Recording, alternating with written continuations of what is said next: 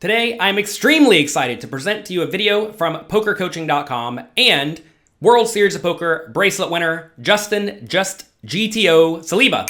This video delves into advanced tournament strategy and gives you a sneak peek into how the very best players in the world both study and play very specific situations. He's going to go through 3 key hands that he recently played and touch on game theory optimal concepts that can be applied to hundreds of situations that you will inevitably face at the poker table. I hope you learn a ton and hope you enjoy the video. Let's get right to it. Hey, what's up everybody? This is Justin Saliba for PokerCoaching.com. We're going to be going through part 2 of my high stakes pile solver hand history review. If you missed part 1, I'd recommend going back and checking out that video. We're going to be doing new hands today, but we're going to build on a lot of the same concepts and fundamentals that we talked about from part 1. So once again, we're going to be just going through a few hands, and the goal isn't so much to make sure we played these spots well or teach you guys to play these 2 or 3 spots, but we mostly want to try to extrapolate on some of the things that we're going to be seeing in the solver through these 2 or 3 examples. That way you guys can extrapolate it and use it in a lot of different spots that you see in your games. So let's get right into it. This first hand comes from a recent 15K at Aria. I open King Jack O, UTG 1, the button calls, and we see the flop heads up 8-5 deuce two-tone. So I wanted to show this hand because playing out of position as the pre-flop raiser is just a really difficult spot to play in general, flops, turns, and rivers. When we're playing versus big blind defends, or in position versus even small blind defends, those ranges are much wider, like cold call ranges, and so developing simple flop strategies is typically pretty easy. But when we're out of position here versus a button caller, equities are going to run really close. The button didn't call here with, queen 3 suited and ace 6 offsuit, right? The button's going to have a pretty strong range that connects as well with most boards that we do. And so out of position, equities are going to run close, leading to much more polar strategies, much more checking in general. So let's see this first decision point in the solver and check out the equities and strategies. So in this spot, we have 51% equity out of position, which obviously is not a huge equity advantage. And then all 10 high and lower boards, I would just recommend playing a check and big bet strategy. You can see here that you're only using bet 60 in pot. It doesn't really make sense to use small bets. We're not pushing an equity advantage on boards that aren't the absolute best for us when we're out of position. So first concept that you're going to see when you raise out of position and you're facing a cold caller, you need to be doing a lot of checking. Another concept that you're going to see in this spot is how your overpairs play.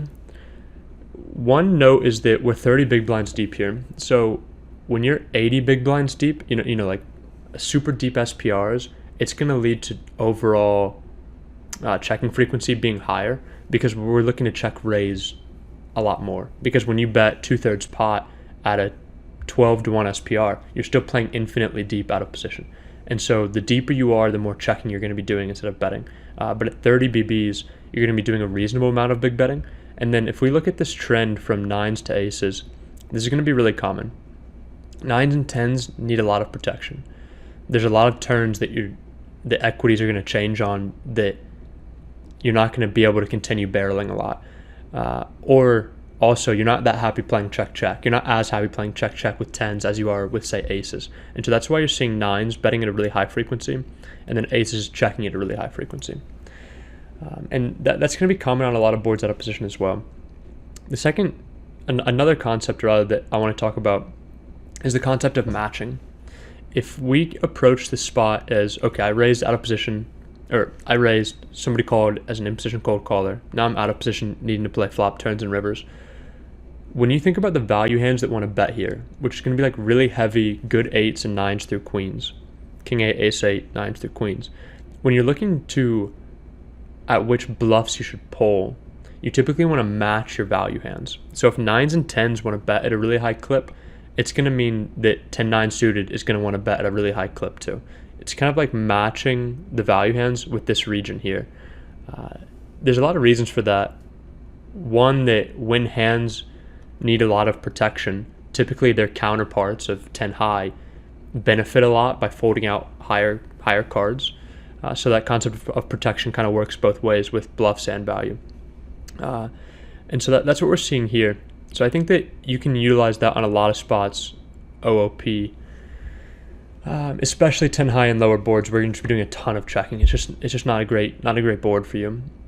So in this spot, I check on the flop, and the opponent checks back. And now we can figure out how we should approach this turn. So we know we're going to be doing a lot of checking on the flop. And so when it goes check, check, one good rule of thumb is that the more checking we do on the flop, when it goes check, check, the bigger our nut advantage is going to be on the turn, right? Because imagine if we played pure check on the flop and we checked every single hand in our range. When it goes check, check, all of a sudden we have full frequency over pairs on bricks. And so as our overall checking frequency is higher, we get to be more polar on the turn. So in this spot, we're doing a lot of checking with aces, some with kings, some with queens, and then a lower frequency, but still some with nines through jacks. But the opponent in position is going to be betting a lot of those hands. So when they bet their good eights and their overpairs at a high frequency, when it goes check, check, they kind of say, hey, I have a marginal range. But we can still say, as that opposition preflop raiser, well, I have overpairs. So I'm going to be using extremely polar sizings. Because if we look at this in the solver, what we're going to find is that here's the in-position betting range. They're betting a lot of their eights, a lot of their overpairs. When it goes check, check, and a brick comes, we don't even have a bigger equity advantage in this spot. 51.3, right? So equities kind of remain the same. But now we have a bigger nut advantage. We do have just more ace high, king high still, and more air in our range. But all of a sudden, we can really polarize our range around their marginal hands. And so that's why we see when it goes check, check in these OOP spots, we're just going to be overbetting the turn at a really high clip. I wouldn't try to implement any small bets in this spot. I would just play a really heavy check strategy again, and then overbetting and potting should both be used. So this is a bet 150% pot, and this is a bet 100% pot. And now we really see it's like a very similar trend with our overpairs. Nines is now betting at pure frequency, tens high frequency, kings more checking, aces more checking. The same factor about protection as we saw on the flop is being implemented on the turn. Same with our bluffs here. And so one thing we talked about in video 1 that we're going to see again is high EV rivers allowing us to bluff certain hands. And so when there's two spades on the flop and then we get a brick on the turn, like the two of hearts, you're going to see these offsuit kings only betting when they have a spade in them. And that's going to be two things. One, high EV rivers that allow us to bluff more. And two, we're just blocking more continues, right? When we have the king of spades, they can't have king nine of spades that checks back flop and then calls a big bet on the turn. So in this spot, after check, check, we want to be really, really polar, push our nut advantage, still do a lot of checking, and then we want to draw hands that are just logical, right? Our overpairs want to put a lot of money in. We want to match our overpairs, the 10-9, Jack-9, Jack-10 type stuff, and then we draw from our best offsuit bluffing candidates like the King Jack-O with a spade. So in this spot, I have the King of Spades. I go ahead and I bet 150% pot in this spot, and the opponent calls. We get the very, very welcomed King of Clubs on the river, and we have to think about how good of a card is this for our range. And if we think about what kind of strategy we use on the turn, we had nines through queens at a really high clip, and then our spades didn't improve, but our king high bluffs just made top pair. And so we're bluffing with a lot of king high, but the opponent's almost never calling king high, especially when we have the king of spades. So we really just have the nuts in this spot. And then the king is really, really good for our range. So I think we have a really, really easy shove here on the river. Let's look at this in the solver. So we bet 150. They have to just fold a ton, right? And they're going to be really uncomfortable too. I think this is really good in game. Check, check, and all of a sudden you bet 150. they're not happy with 10-8 suited. They're not happy with their 8s. They're not happy with 7s, 6s, 4s, 3s. And I think that is going to make up a lot of their range when it goes check, because people really do have a tendency just like bet total air that wants to get folds right away and then bet their value at that they're happy stacking off with. So I'd be really surprised to see somebody check back jacks at almost any frequency in the spot and game. So we bet 150 call, and we get the offsuit king. I think it was a club. King of clubs. And as you can see, we're just all in with almost our entire range because the king is just so good for us. All of these king highs just made top pair. And then 9s through queens are still worth an all-in bet here, which is awesome. So we're really just doing a little bit of checking with our missed spades, which makes sense. We talked about like bad river bluffing candidates in the last video. And this is kind of the same thing that's happening where when we overbet ace-10 of spades, trying to make their pocket 4s and 3s indifferent on the turn, all of a sudden when we jam river, one portion of the range that they're auto folding are going to be their ace high of spades. And so we really don't love having the ace of spades in our hand on the river. So even though the king is so good for us, we can't just bluff everything here. So we're checking our absolute worst bluffing candidates, and then we're pretty much saying all in with the rest of our range. So I hope this helps. And then in the spot he called, he had pocket 7s, pretty tough spot in the river. If we look at that in the solver, it does make his hand just purely indifferent. He's supposed to call with the spade because I'm going to be bluffing spades less on the river than other cards. So I don't remember if he had a spade or not, but yeah, hopefully that helps you play these OOP spots a little bit better. And then how to approach turns after check. Let's go on to the next hand. So in this next hand, it comes from the same tournament, the 15K at Aria. I opened the cutoff with King 9 offsuit and the big blind defends. I chose this hand because I think it is a good example of a spot where it's valuable to use multiple flop bet sizes. I think a lot of people just look down and bet small with their entire range on this flop, and I do think that's a mistake. When you're in late position on jack and queen high middling boards, we have a lot of hands and a large portion of our range that wants to be putting a lot of money in the pot right away. And we also want to develop checks, right? There's going to be some hands, the pocket 10s, the ace 10 suited, they just make a lot of sense to put into a checking range because we don't have this massive equity advantage. The big blind does have more two-pair combos than us. They connect reasonably well with the board. So I think it's a good example of when we want to be betting big, using multiple bet sizes, and as well as checking. So I want to spend some time on this flop strategy. In this hand, I bet pot on the flop, and the opponent calls. So let's look at this in the solver. So we see that we're using a good amount of pot size bets, and then we're using a good amount of bet 25. Once again, I wouldn't worry about the small frequency fringe sizes. I would just break it up into two sizes and then checks. And then let's think about what hands want to be putting a lot of money in the pot right away. The first hand that comes to mind is like pocket queens. Pocket queens is a great hand that we don't get to barrel on every turn in river, right? It's not like it's pocket jacks where it's very likely to stay the nuts. We need protection with our hand, and we want to get a lot of value right away. Other hands that seem, and we're unblocking top pair. Other hands that seem reasonable for this is going to be the ace jack, king jack. So this is going to be really common. Jack high, queen high boards that are connected like this. Your overpair to the top pair and your best top pair, when you're using multiple bet sizes, are going to very frequently fall into your big bet size.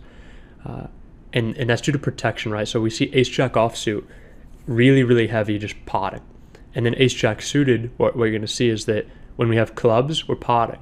But when we have the other ones, it's more likely to use a smaller bet size, and that's because we have the backdoor flush draw with the diamonds and the spades. And so that hand gets to barrel more turns and rivers than the clubs, and so clubs want to put more money in the pot right away. Other hands that make sense to be using a big bet size when we're splitting our range, if we keep thinking about that, the idea that, okay, these are going to be hands that want to get a lot of protection and value right away, that don't get to barrel a lot of turns and rivers. Well, ace 6 falls perfectly into that, right? It's a hand that we want to get a lot of value right away. We're not going to get to barrel a ton of turns and rivers, and we don't really mind protection. We don't mind them having to fold the 8-9 offsuit type stuff, and then just getting a lot of value from their 6s and their 5s. Another hand that's going to fall into that is like pocket sevens, right? It's our pocket pair between the top and the middle pair that needs the most protection and that wants the most value right away. So when we're splitting our range, that's kind of how I would approach it. Those are the first hand types that come to mind. And then the ones that fall into the small bet, right? It's like the pocket jacks. We're blocking their top pair. We don't need very much protection. It's the pocket sixes and fives. We just don't need as much protection. Our marginal hands that want to bet for a little bit thinner value, the king six, queen six type stuff. Two pair, same thing. All of these hands make sense to be betting into a smaller size. And then our checks are pretty obvious. Pocket tens is a pocket pair that doesn't need very much protection. Ace 10 as well. It's just a hand that we play check really well. We don't want to get check raised. One other thing about being check raised on a board type like this, it's pretty interesting, is that you'll hear people say, big blind players don't check raise enough here, so I'm going to bet small. But that really doesn't make sense with certain portions of our range, right? When we have queens, it's a nightmare for us if we bet 25% pot and they don't raise king jack, right? They don't raise jack 10. We're just losing a lot of value. So if you're going to split your range, I would really recommend to look to use big bet sizes with the hands that make sense. Even if you're like, okay, I'm going to bluff for the small size because I think it's more profitable. In most games, that's going to be totally fine. If you're trying to play really strong and balanced, you're going to draw your bluffs from your matching hands. Once again, like we talked about matching multiple times now, but queens and kings want to use the big bet size. So king, queen, backdoor flush draw is going to be a hand that pots a lot, right? King 9-0 has backdoor straight draw possibilities and an overcard to the jack. It's going to make sense to use the big bet size. Ace 2 through ace 4, king 2 through king 4, we just we make them fold better ace high right away. A lot of those hands make sense to be bluffing for the big size. So that's the first decision point. I hope that's clear on how we want to break our range and why we are gaining more EV by using multiple flop bet sizes. So I go with the pot size bet and the opponent calls. Let's see a turn. So we get the jack of diamonds. This is a fun one. I think that one thing that I see a lot of people talk about is when they bluff good spots to bluff instead of thinking about how does this hand fit into my overall strategy, right? When there's a queen on the turn, let's just look at it. When there's a queen backdoor flush draw on the turn, it's a really good bluffing card. It's very clear that the queen is so good for the in-position player and really bad for the big blind. So people tend to over-bluff that card rather than thinking about, oh, it's hard to over-bluff because the queen's so good at you to bet range. But and then when the jack pairs, it's like, oh man, like that's not a good bluffing card. But that doesn't mean you don't bluff, right? You still need to find bluffs. So on the jack of diamonds, it's so good for the opponent that, I mean, they just have way more jack X. They do get to lead for bet 10 every once in a while. Nobody really does it. But we still need to find bluffs in the spot because we do still have good jack X. So if we think about where we want to pull our bluffs from, having the diamond is really nice. If we look at king 9-0, when we have the 9 of diamonds, we're pure betting 60% pot on the turn. And that's because we're blocking continues. One continue that comes to mind is like the 6-9 of diamonds. When we bet 180, they're going to have the 6-9 of diamonds at a high frequency. And so I think like blocking that continue is relevant. We also have an overcard to two overcards to the 6x, which is nice. Whereas like king 4 on the turn, the 4 is not so good anymore because when we go 4 check check, we just lose way more often than when we go 9 check check. So we're drawing a lot of our bluffs from blocking some of their jack X. Jack 9 offsuit is a good one here. And then also having reasonable blockers to the diamonds and more showdown value when we pair up and it goes check check. So in this spot, I do choose the bet 60 size, and the player calls, and then we get the ace of diamonds on the river. And it's a pretty tricky spot now. Well, I just gave it away a little bit. I end up checking. I think hopefully by now, after going through part 1 and the hands we've covered already, we realize that like the 9 of diamonds is a good card to have. When we're approaching river bluffing, we want to unblock auto folds and block potential calls. This hand does an okay job about it. I don't love our king. I think our king doesn't really block any value. Their king jack will likely raise flop, and we're blocking the king with the pair, like the offsuit king 6, offsuit king 5, which will almost certainly fold. So I remember thinking that like I didn't love having a king, but my 9 of diamonds is so good, obviously. So we don't need to spend too much time on it. I had some like mix in game that I don't remember if I was doing it 50% I was bluffing or 30% I was bluffing or what, but I ended up checking back and I lost a jack 8. Let's look at this in the solver and then talk a little bit more about how I think that we can approach these spots. So goes check, bet 60, call, ace of diamonds, check. So you're going to see king 9-0. With the king of diamonds, it's always bluffing. And then with the 9 of diamonds, it's bluffing at a mixed frequency. And that is going to be because of these offsuit. And king 5, king 5 and king 6 make up a reasonable amount of folds on the river, as well as these offsuit 6s here. So we are blocking this piece of a combo of 9-6 of diamonds and a little bit of the 8-9 of diamonds ace-9 diamond doesn't get here.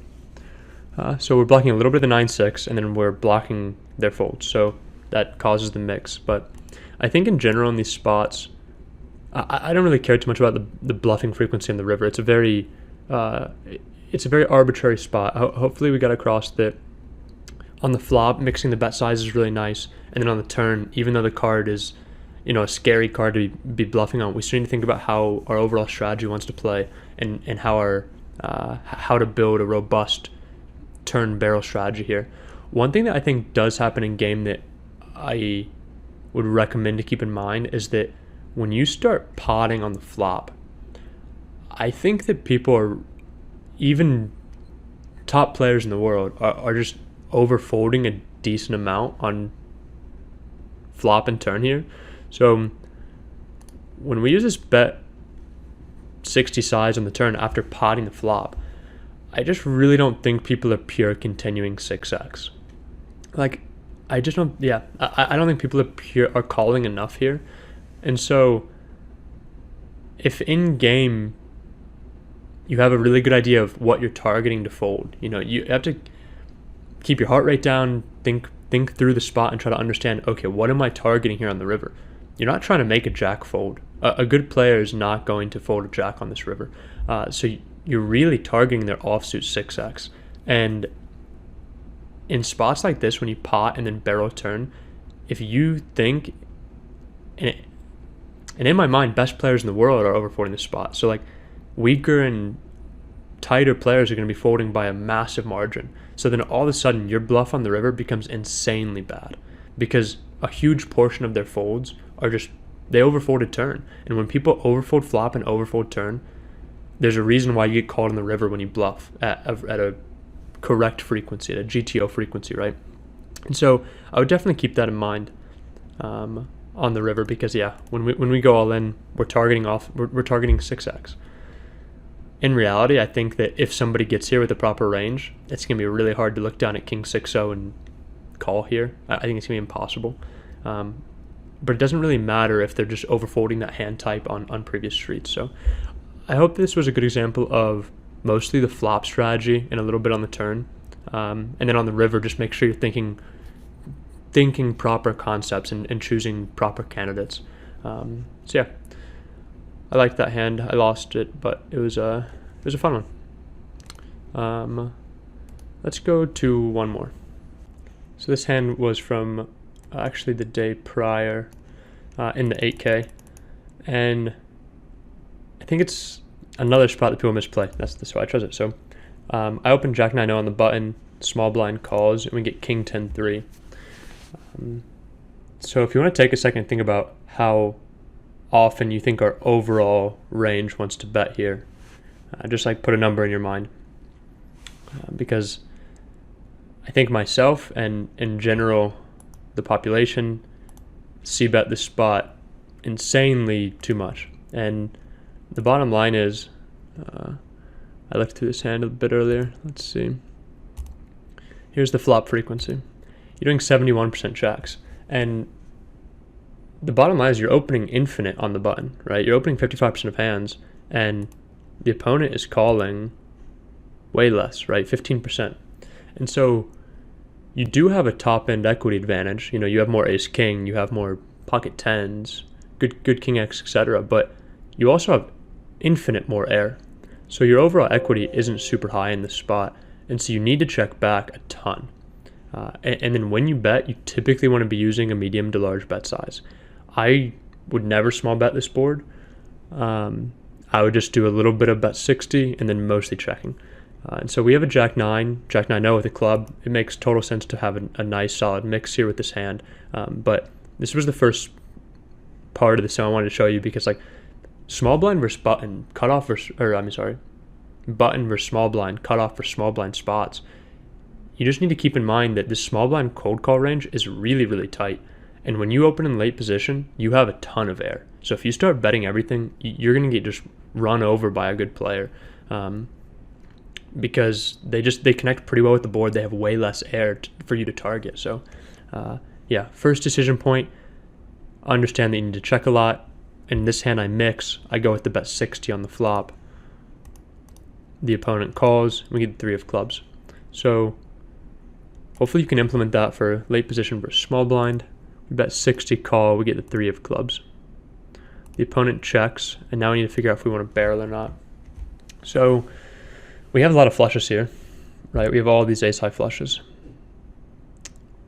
We definitely have more flushes than the opponent.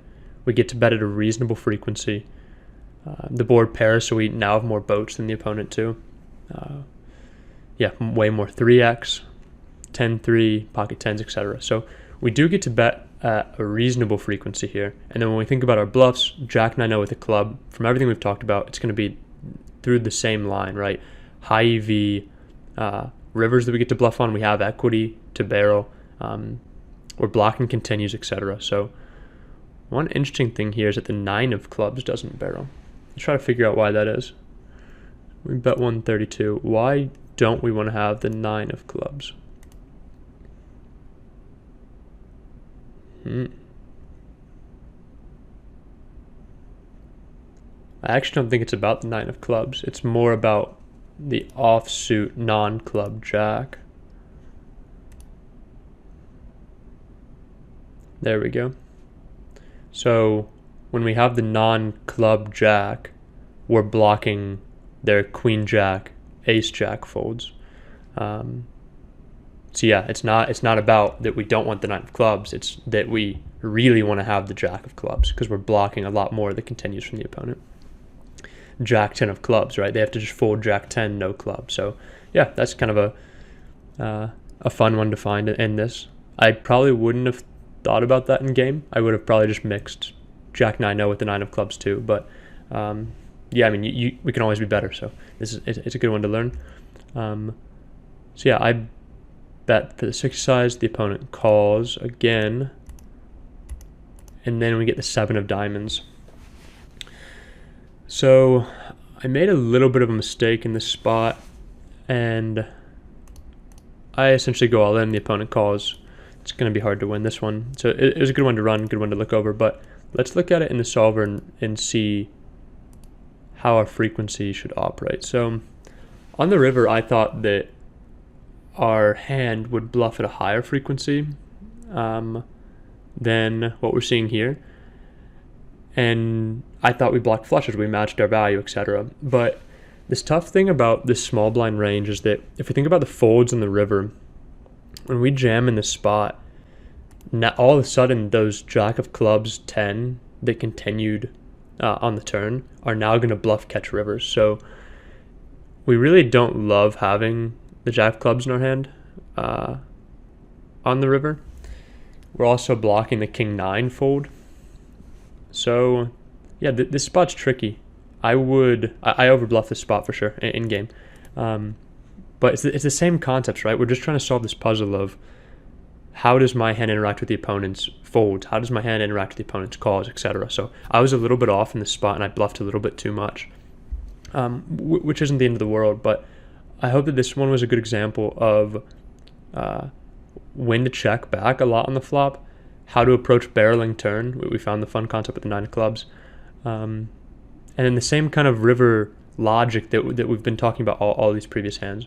One thing to use in game that I did that is super valuable, even though it seems silly, is that I left 1 big blind back. So I figured I'd take a minute and just talk through that. So obviously, if your opponents in your games think that, oh, he or she left 1 big blind back, they can't have the nuts, so I'm going to call more. Obviously, you shouldn't use that strategy when you're bluffing. But I know that this opponent is not thinking that I'm doing that. They're going to know that I'm properly balanced with the spot, and I'm always going to leave 1 big blind back. And the issue, not the issue, the benefit of doing that is that in a big blind ante format, you're going to get the cut. When you lose the spot, you're getting the cutoff with 1 big blind. So instead of being out of the tournament, you're still in the tournament and have profitable decisions to be made in future streets. So, I did that here, and I spun this up. I ended up losing a flip for like 25 BBs 20 minutes later. So it was kind of a fun spot in game. They actually tanked with I like this guy a lot too. But he did tank with the King 10-0, and it's a tough spot. I have a lot of flushes here, and especially if I'm betting too much on the flop, I end up having a lot of flushes and boats in the river. So, I'm overbluffing this spot, or I did overbluff this spot in this one instance. So I'll definitely improve that. But hopefully you guys can use those 3 hands and a lot of concepts that we talked about to just improve in a lot of spots that you find in your games. I hope this has been really helpful. Looking forward to part 3. Thanks, everybody.